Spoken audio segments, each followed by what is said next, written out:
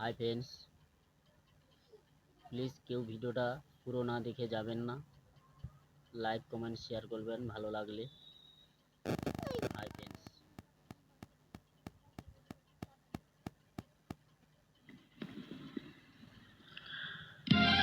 Hi friends, I am Biswajit Das. নিজ কণ্ঠে ভালো লাগলে লাইক করবেন।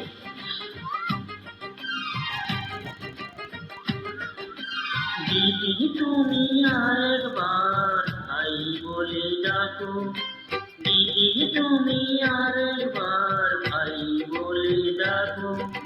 নীরব হয়ে অবাক চোখে রাখিয়ে থাকো, নীরব হয়ে অবাক চোখে রাখিয়ে ডাকো।